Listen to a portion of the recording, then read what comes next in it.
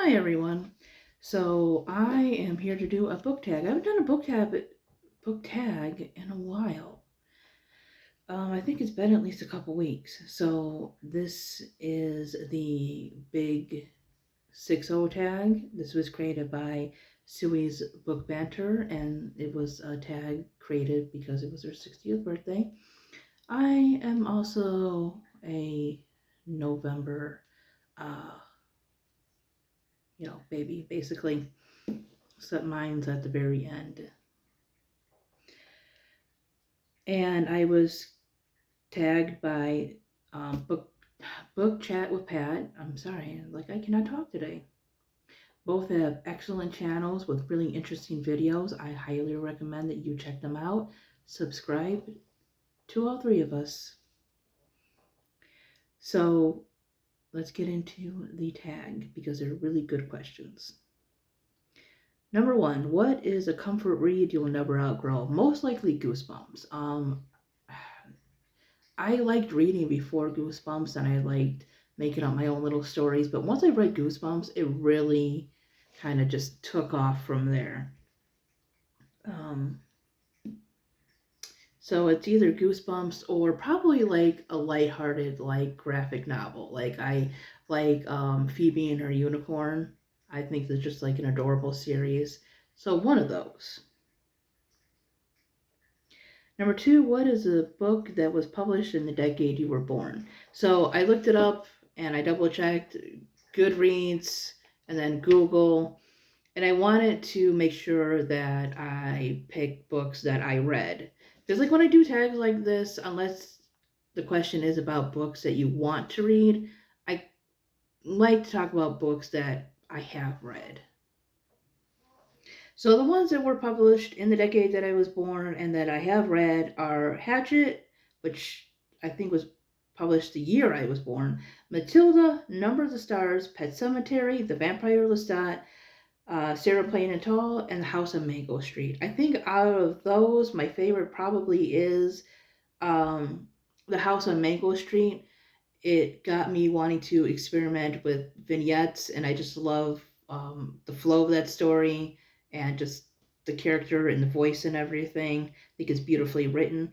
All these books are really good. The Vampire Lestat wasn't my favorite. I've only read like the first three of the Vampire Chronicles, and it's been so long now. I'm probably just gonna restart whenever I go to actually read that series.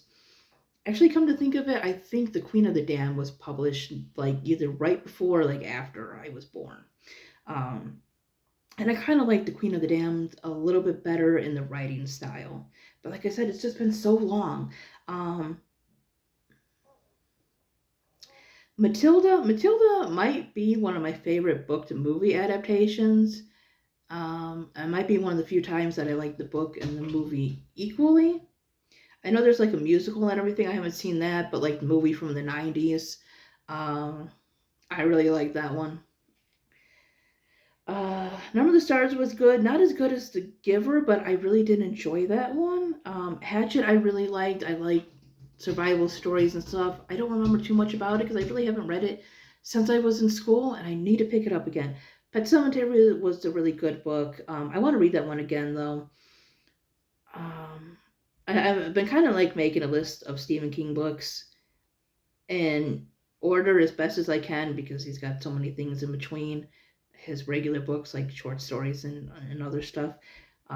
But yeah, just kind of want to go and try to start from the beginning and go from there because a lot of them, from what I know, kind of intertwine a little bit. So, uh, Sarah Plain and Tall, I could have sworn that book was so much longer, but again, I read it as a kid. But I did enjoy it. So, yeah. Number three, what is a book you would give a 6-star rating to in a 5-star rating? So, basically, books are usually rated 5-star, but what is a book that you would give 6 stars to? Off the top of my head, The Hunger Games. There is just so much in that series, just so much important social commentary, I guess you would say, interesting metaphors and things taken from, historical events and stuff. There's just so much that in those books, right, about poverty and loss and prejudice of different kinds. It's not even just classism. There are things about like colorism and other things that are woven into it, and I don't think you pick up on a lot of that unless you've read the books, because a lot of that is cut out from the movies. Yeah, there's just so much in that book, in those books, that are really important to discuss. People just kind of write it off sometimes as like a YA, love triangle romance thing, and it's nothing of the sort. It's really well written, in my opinion. And I hate when people say well written for like YA, because you shouldn't dumb things down because they're supposed to be for kids or teenagers. Um, but there's a lot of heavy topics for something that is technically written for a younger audience. Zombies versus unicorns, I really like the different authors' takes and their twist on their stories about either a zombie or a unicorn. And it's one of my favorite short story collections. I like short stories. I really need to read more of them. But I really do like short stories, like anthologies and stuff like that. So yeah, those are two off the top of my head that I would give 6 stars to. I could go on, but the video is going to get way too long if I do. Favorite book from 6 most read genres. So I had to look this up because I'm like, what do I read? What do I read? So apparently I read a lot of fantasy that I didn't really think about, right? Because, I had just finished The Hobbit, because I have a list of 40 before 40, like 40 books I want to read before 40. I think I've read like 5 of them now, so I have like 35 books to read. But Lord of the Rings and The Hobbit was on there. And, when I hear fantasy, that's kind of what my mind goes to, because I've read 3 Harry Potter books.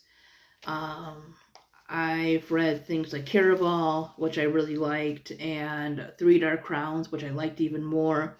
But they're like YA and stuff, and some of them do have romantic elements to them.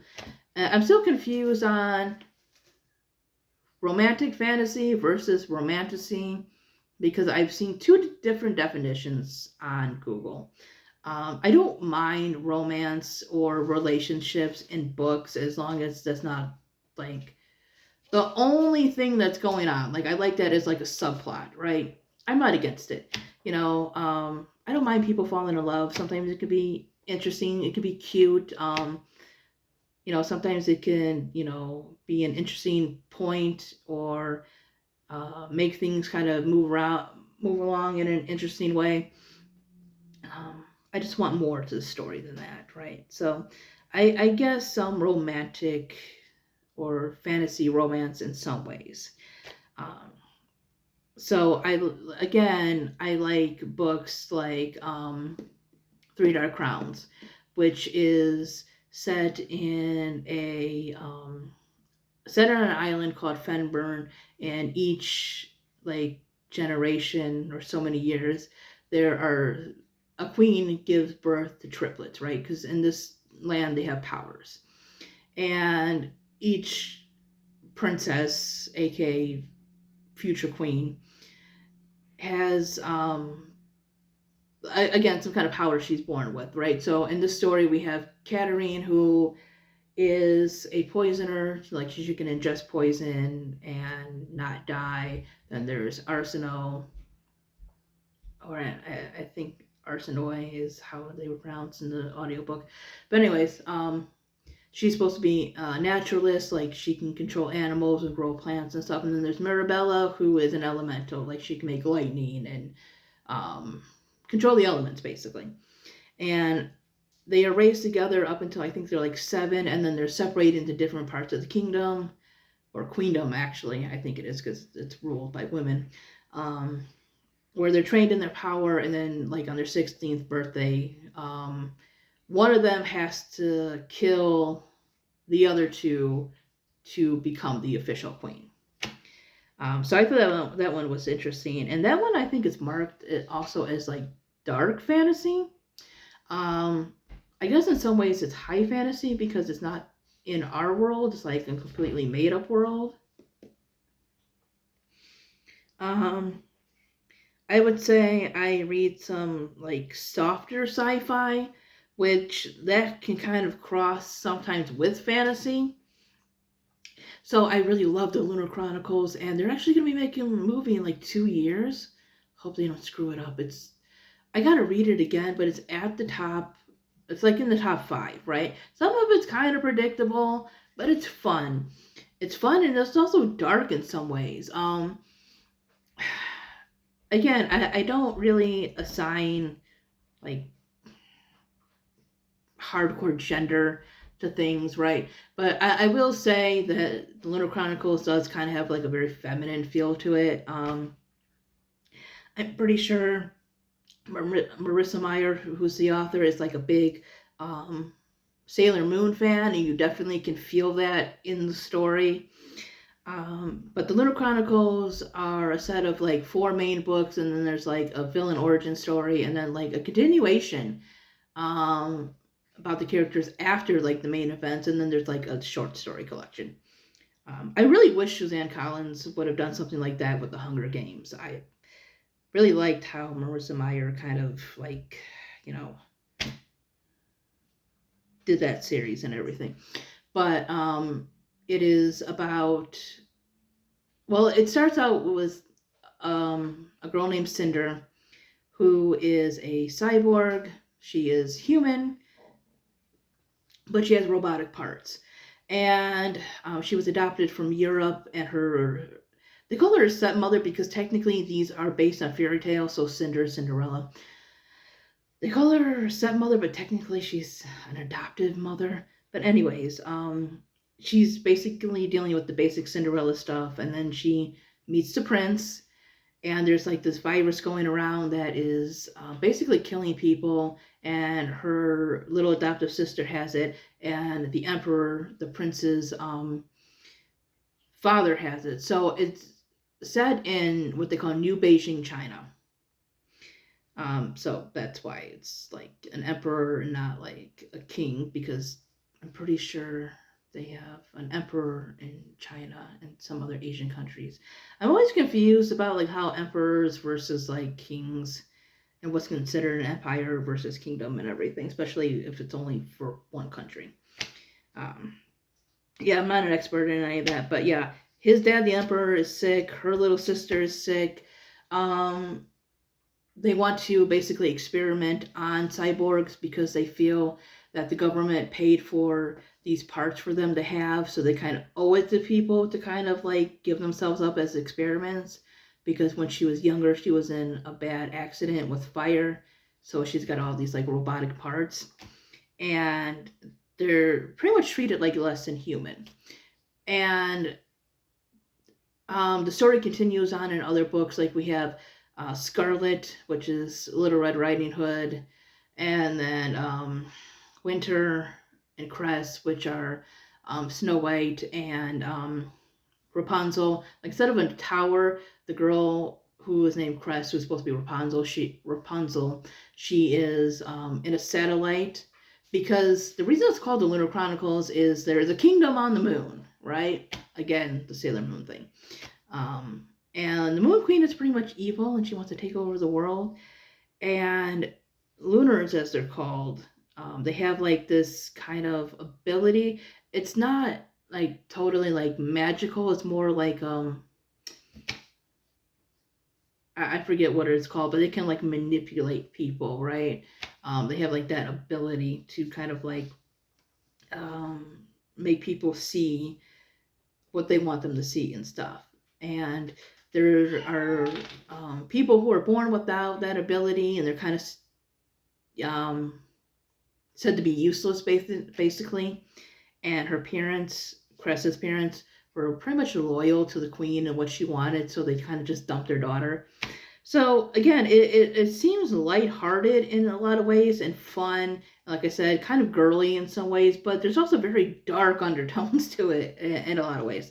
Um, but again, it's set in the future, so you have like a lot of futuristic things, right? Like robotic parts and um, I don't want to say spaceships, with kind of like almost like the Hunger Games when they had hovercrafts and kind of stuff like that, something similar to that. Um, I would say The Giver is probably a mix of sci-fi and fantasy, right? Because they have things to like control the weather and make people only see in black and white and suppress feelings and stuff. But at the same time, The Giver can I almost said transfer memories to Jonas and everything. So that's kind of magical in a lot of ways. Um, so yeah, I like a lot more fantasy than I thought.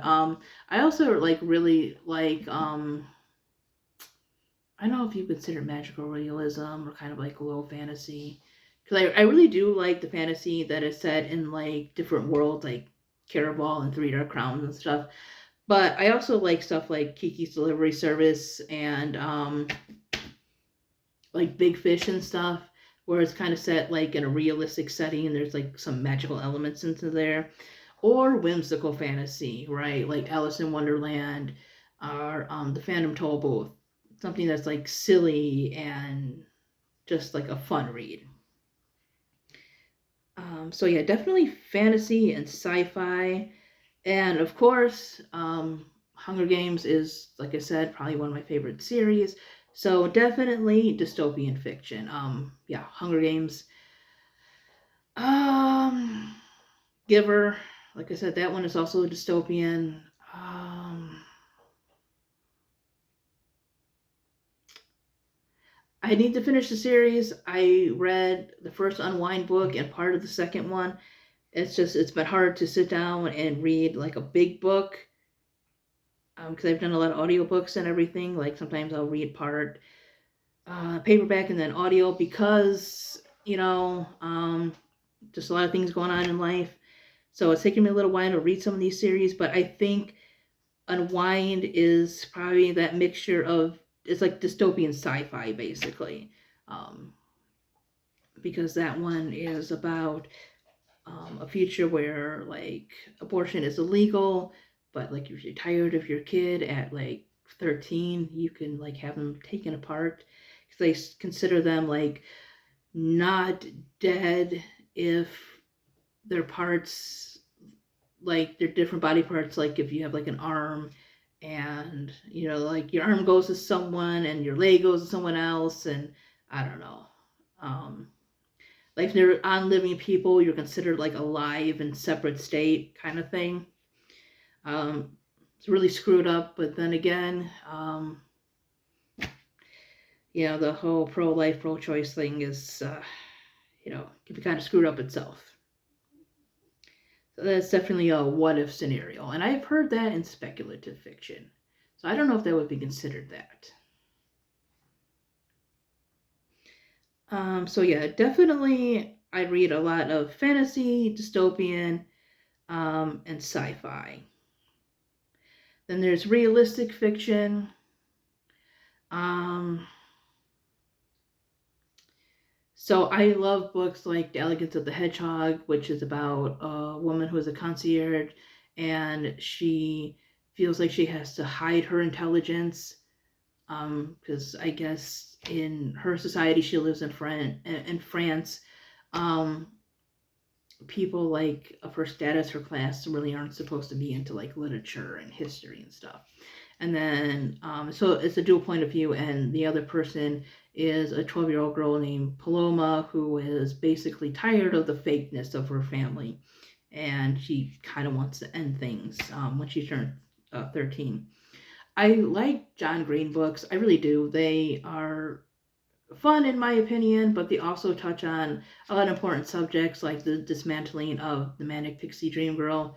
Um,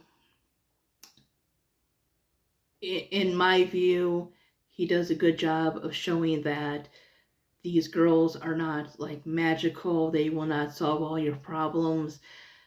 They are human, they are flawed. You especially see that in Looking for Alaska.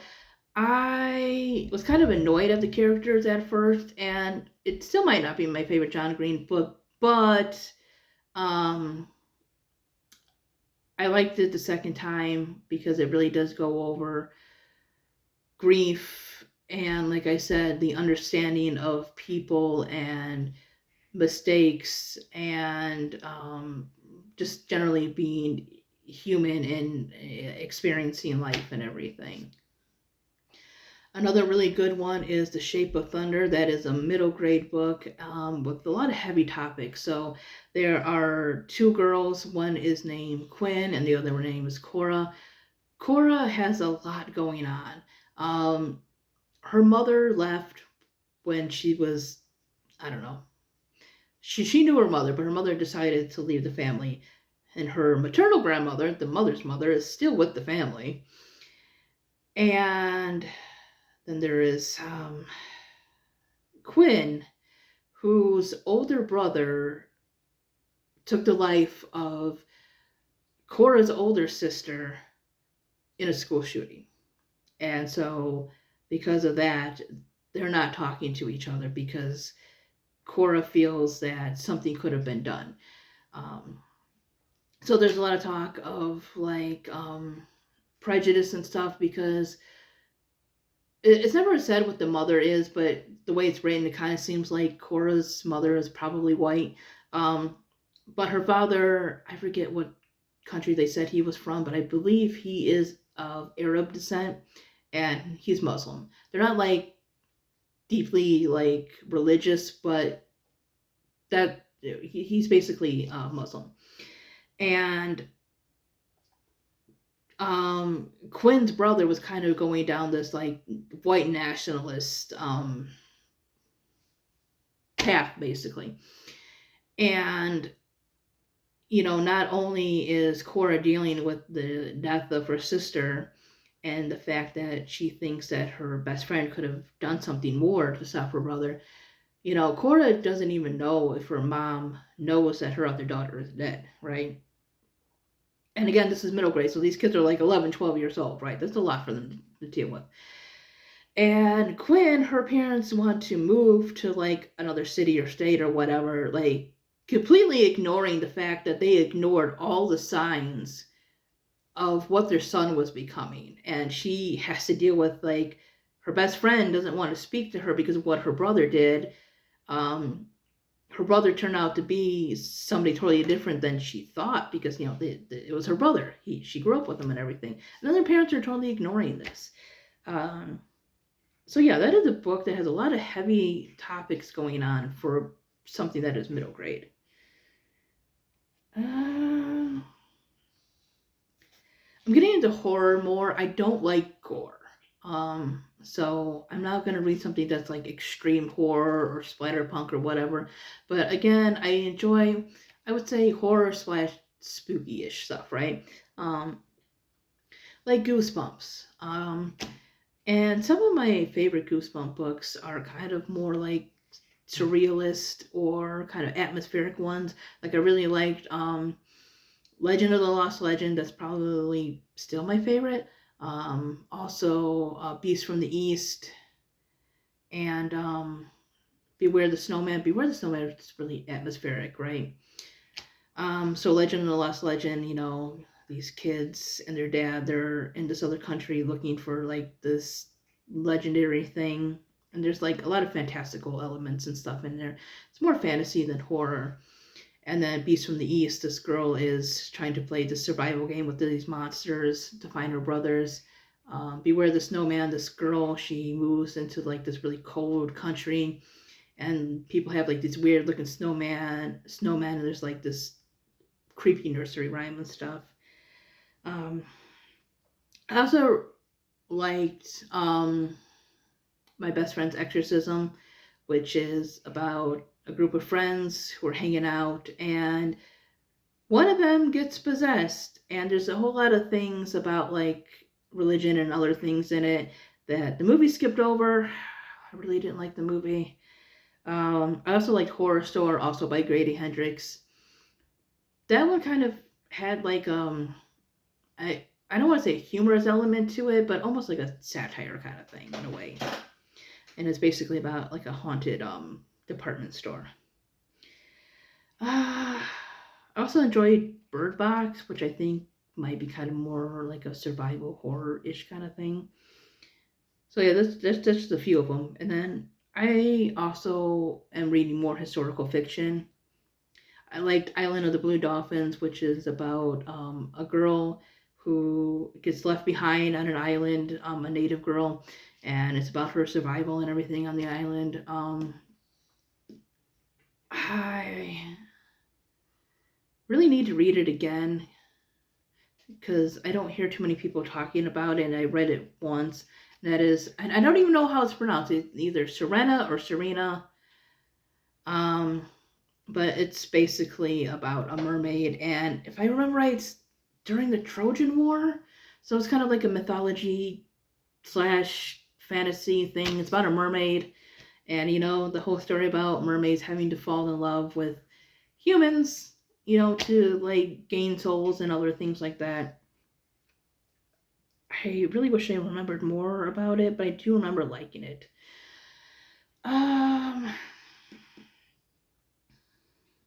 hmm. I also really liked. I did like Number of the Stars, which is a story set during World War II and essentially the Holocaust. If I remember correctly, it is about a Danish family who takes in their daughter's Jewish friend. I also liked The Diviners, which is set in the 1920s, and it is about people with different abilities and stuff. Like there's a girl named Evie that's basically the main character who can touch objects and tell you like the history of it and stuff like that.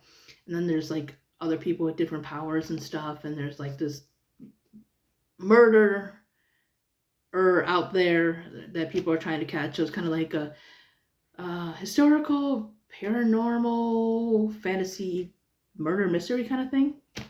And then there is also Great and Terrible Beauty. So these are two different like paranormal historical fictions, both written by Libba Bray, that I've only read the first book of so far.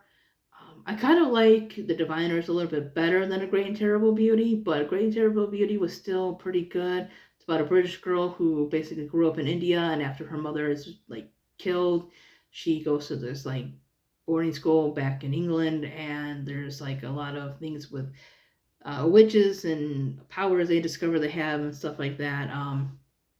That one was really good too. Obviously, you had books like Sarah Plain and Tall, which is about I think they lived on like farming prairie kind of thing, and Sarah is like a mail order bride basically. It's a very short book. I also enjoyed what other book am I thinking of? Huh. I lost my thought there. There's just like a lot of interesting like historical fiction and everything. Oh, I'm reading The Invisible Life of Addie LaRue, so that kind of goes back and forth between like 1700s France and today. So I guess that's a mix of fantasy and historical fiction.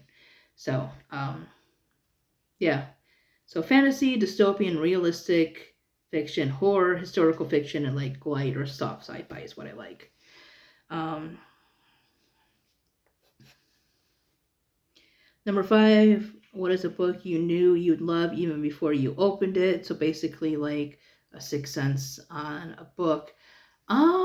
That's a good question. Huh. See, I don't know.